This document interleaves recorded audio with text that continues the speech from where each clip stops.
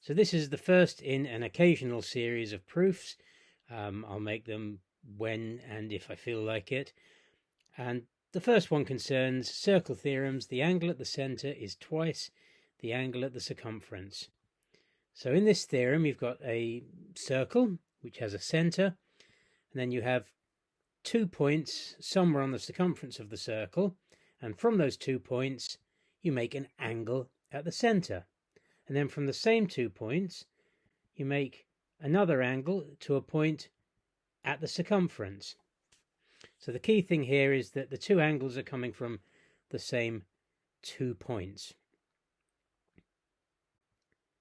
Now, if we draw an extra line there, we're essentially making two isosceles triangles, two triangles that both have two sides the same each, and they're the same because they're the radius of the circle.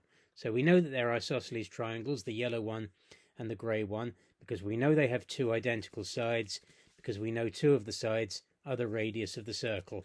They're not necessarily the same triangle, so the angle in the middle can be different, but they are both isosceles. So because they're isosceles, they've both got two equal angles, and I've called those two equal angles X for the yellow triangle and Y for the bluey grey triangle. So the angle in each of those triangles is respectively 180 minus 2x and 180 minus 2y. That's because each of those triangles has got to add up to 180. All triangles add up to 180, and perhaps that will be a subject of another video. So to make the whole thing add up to 180, if two of the angles are already x in the yellow triangle, then the third triangle has to be 180 minus the two x's, so that the whole thing adds up to 180. And a similar thing applies to the greeny blue triangle. Two of the angles are y, the whole thing's got to add up to 180, so the third angle has got to be 180 minus the two y's, 180 minus 2y.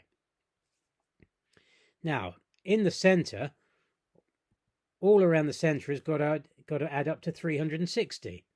So we've got two of the angles in the centre. We've got the 180 minus 2x in the yellow triangle and the 180 minus 2y in the bluey grey triangle. So for the whole thing to add up to 360, the third angle in the centre has got to be 360 minus the two other angles. So 360 minus, and then in brackets 180 minus 2x, and then minus, in brackets 180 minus 2y. If we tidy up the brackets in the algebra a bit, that's the same as 360 minus 180 plus 2x minus 180 plus 2y, because the two minuses made a plus in front of the 2x and the 2y. And essentially there we've got 360 minus 180 and minus 180.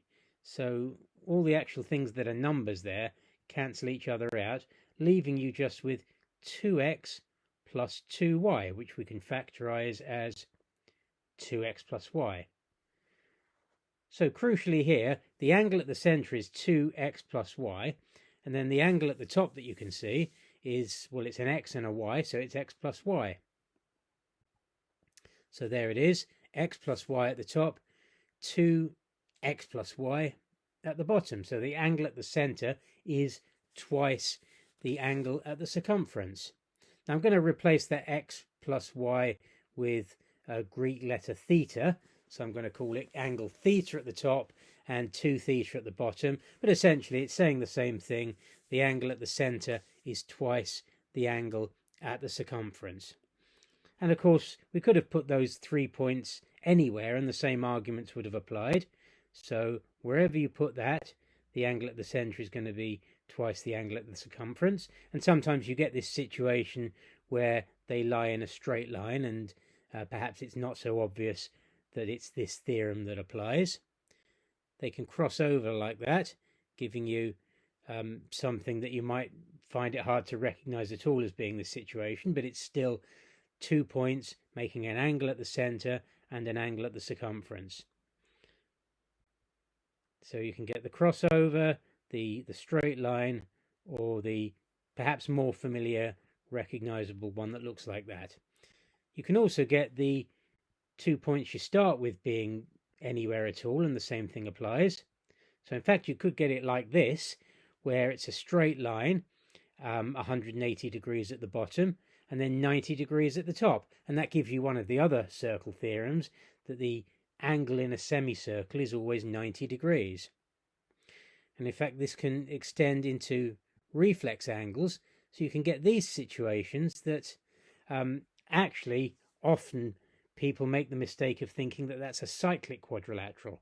A cyclic quadrilateral is the one where you have all 4 vertices of the quadrilateral on the circumference of the circle, but this isn't a cyclic quadrilateral because only 3 of the vertices are on the circumference of the circle. So that is quite a tricky one that often comes up in exams. People get tricked into thinking that that's a cyclic quadrilateral, but in fact the theorem that applies here is the angle at the center is twice the angle at the circumference.